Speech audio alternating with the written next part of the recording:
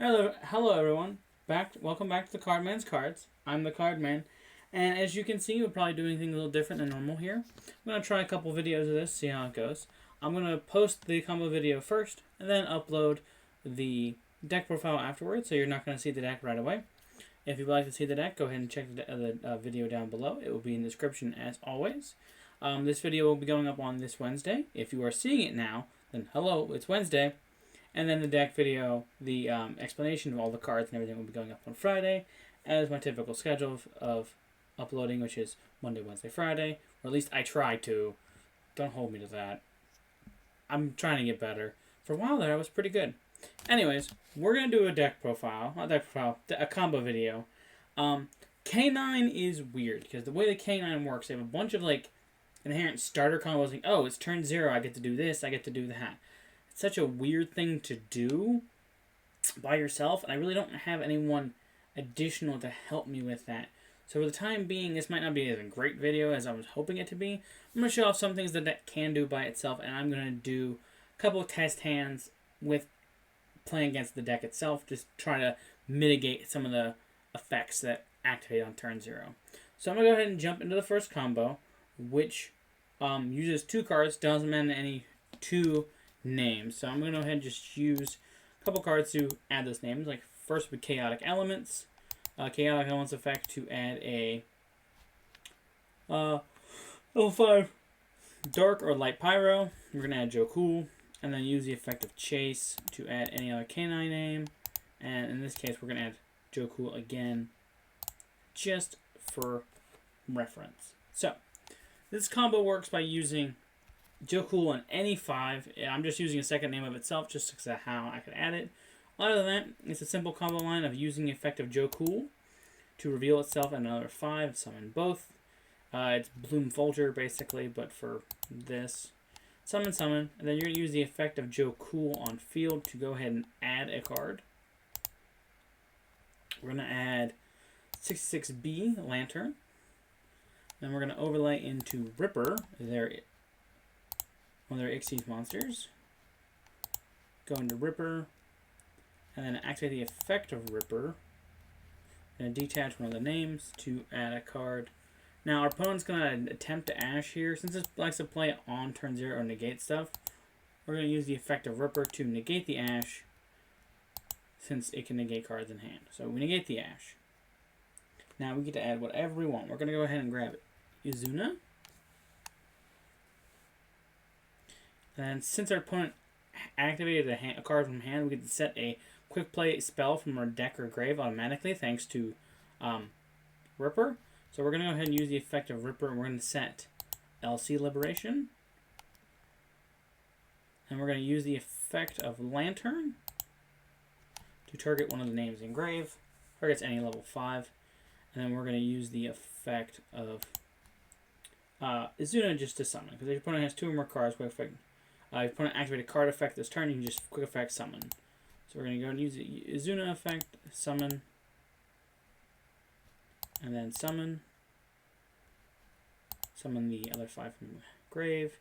Effect of Ripper. We're going to go ahead and send the 2 of being Lupus. And since our opponent activated a card in grave, we can opponent on field or grave, we can activate Lupus to summon. So now that we have all of those, fortunately the 2 monsters summoned by Lantern can't be used for light monsters, so we're going to mitigate that by activating the effect of Lantern to add us a spell. We're going to use Force Liberation. And we're going to go ahead and overlay our Lantern Joe Cool into Imperial Princess. Now Princess allows us to target a level 5 engrave and just summon it. So we're going to detach, target the other Joe Cool engrave. Future, it's just an additional name, does not have to be anything particular, and we're going to summon it to our field. Now that we have 3 names on field, we can overlay and make one of the most powerful cards that this deck can inherently make, which is number 67, Paradise Smasher, using 3 materials. Now that we have Paradise Smasher, we can go ahead and use its effect to detach 2, and then we both opponents roll a dice. Whoever rolls the highest dice doesn't get to activate effects for the rest of the turn until the end of the opponent's turn. But if you have a third material, you get to manipulate that to give your opponent a guaranteed 7. So I'm going to go ahead and detach Lupus and Izuna. Detach. Treat result as 7.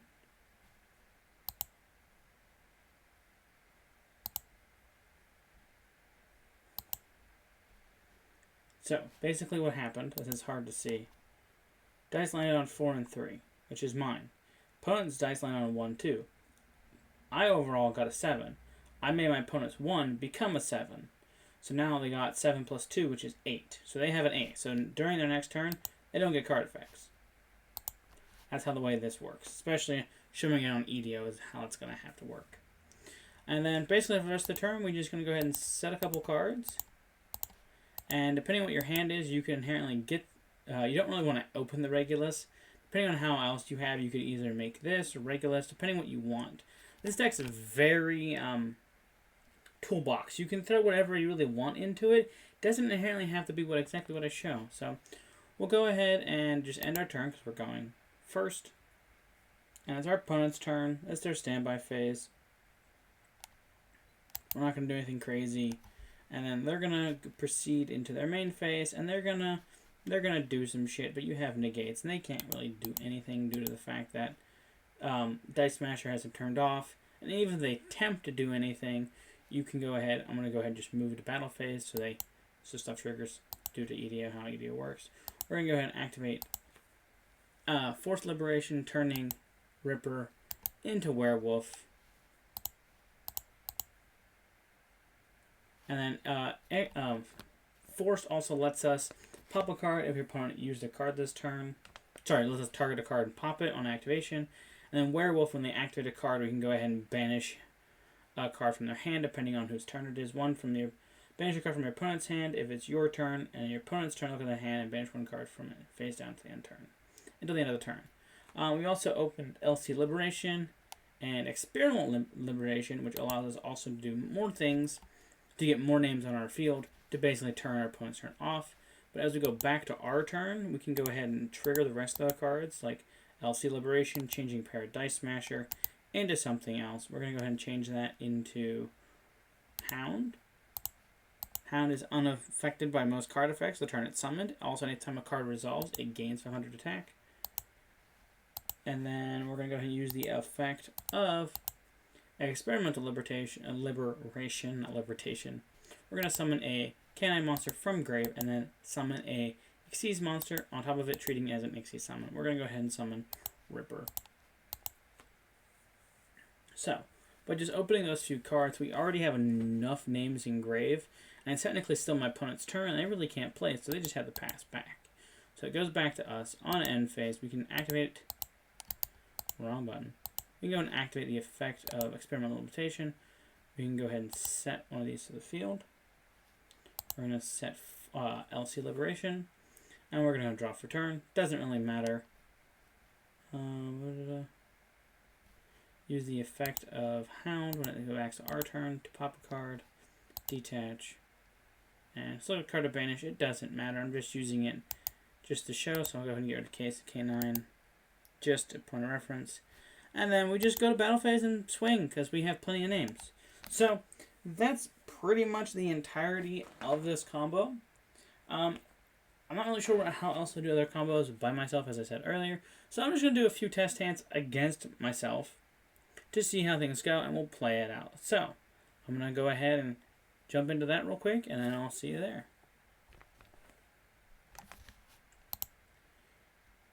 Okay, so we're going to do like 2 test hands, and then I think that's going to be try to do the best I can. So, we have a handful of cards. This card game. We have Lantern, Chaotic Elements, and Negation Fortress, Die Blaster, which is a very, very interesting set of cards.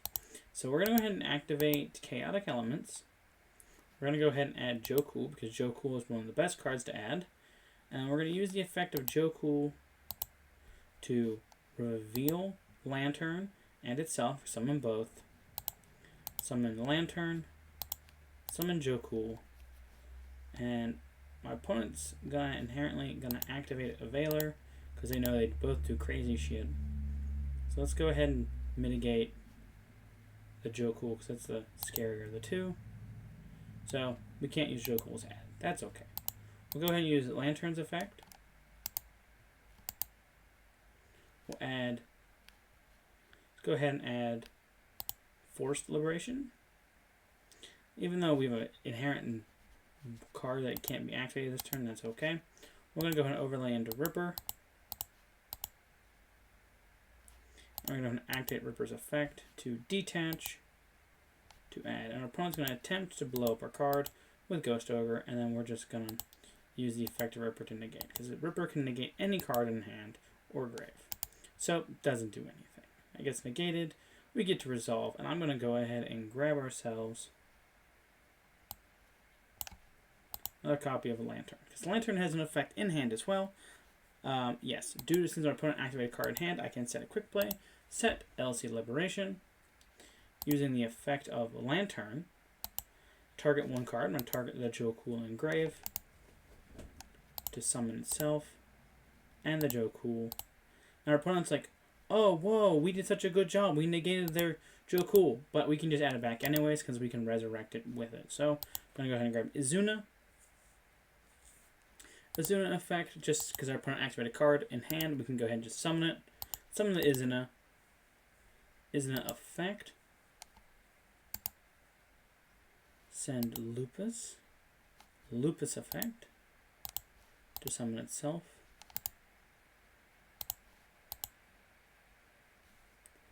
And since we have free 5, we can inherently mitigate one of these pieces.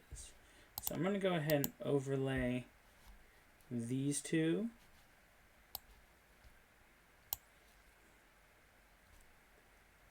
Into River Stormer. Use the effect of River Stormer. I go ahead and detach one. Add Regulus.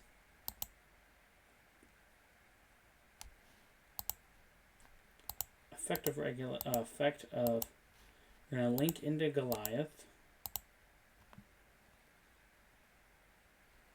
And then we're gonna go ahead and use the effect of River Stormer, tribute a Invitrack link monster to resurrect. We're going to go ahead and summon back the River Stormer. Use the effect of the Goliath to attach to a monster. We're going to go ahead and attach it to the Ripper for another material. And we already have another name, and we're going to use the effect of Die Blaster to special. Do a zone nothing points to. Special summon Die Blaster. And we're going to go overlay into Paradise Smasher. Using the 3 materials we have. Paradise Smasher. Using the effect of Paradise Smasher. Detach. Go ahead and detach the Die Blaster and the Lupus. And then we're going to go ahead and change one of those results. We're going to change our opponent's 3 to a 7. So our opponent now cannot activate card effects until the end of their next turn. And then we're going to use Regulus' effect to go ahead and target the Die Blaster Negation Fortress. Summon. And then we're going to put this somewhere else. And go ahead and set the X. And basically our opponent can't do anything. We have a guaranteed negate with Ripper. We can also change its form into anything else, along with Forced and LC Liberation, which can change 2 more monsters on the field we control. So say we would pass it to our opponent's turn. During their turn, they can go ahead and standby phase. During their standby phase, we can go and activate LC Liberation, because it's whenever. We can target the River Stormer, because it doesn't matter. Go ahead and switch it into Werewolf to force a card out of their hand at the beginning of their turn. And then when they go to main phase, we can go ahead and use the other card of Forced to change Ripper into Hound, so he can't be destroyed by anything, period. Because he can't be destroyed by battle until by opponent's card effect. But now, since he is attached with Goliath, it cannot be destroyed by card effects. So he's just prevention, and he just gets huge. So basically, that's another thing you can do. Diablaster and also the other card I'm running makes combos like that easier because you can just get a free body for a name. So using Joe Cool and the other cards is just really easy to do stuff. I think I'm going to do one more and go from there, and that's it. So let's go and do one more test hand. This is fine. I opened a bunch of additional names. Let's start with Case of K9, and we're going to go ahead and do the same thing we did last time. We're going to go ahead and add Joe Cool. Joe Cool is guaranteed to give us 2 free names. So we're going to activate Joe Cool. We're going to go ahead and reveal itself in Lantern. And then we're going to go ahead and summon Joe Cool, Lantern. Effect of Joe Cool to add as a monster. Since we already have everything else, we don't necessarily need any more K9 names. So we're just going to go ahead and grab ourselves another copy of Izuna, because we can inherently just normal summon Izuna for free. And we're going to have to activate Lantern Effect to grab us a spell. I think we're going to go ahead and grab Experimental Interpretation, just because we've been seeing it a lot. And we're going to go ahead and make the same card we typically do, which is Ripper. Start with Ripper. Ripper gets us any card. And our opponent activate Ripper to detach. And they're going to try to mitigate our card. We're going to blow it up with Ghost Ogre once more. And then we'll use our effect just to say no. So negate. And we're going to go ahead and add ourselves Ext. We no longer need the specific card search from there. And we get to set one for free. Do the fact our opponent used a card from hand. So it's set LC Liberation. And now we can proceed by using the effect of Izuna in hand. Just to summon. And Izuna is going to go ahead and inherently send a card to grave. Send Lupus. Lupus effect. Summon. And then we're going to go ahead and normal summon the other copy of Izuna. Since our opponent has 2 more names, we can normal summon without any cost. Now, you can definitely play this hand a little bit differently. If you use the Izuna instead of that, you can technically still grab another Joe Cool and do more and grab another couple cards this way.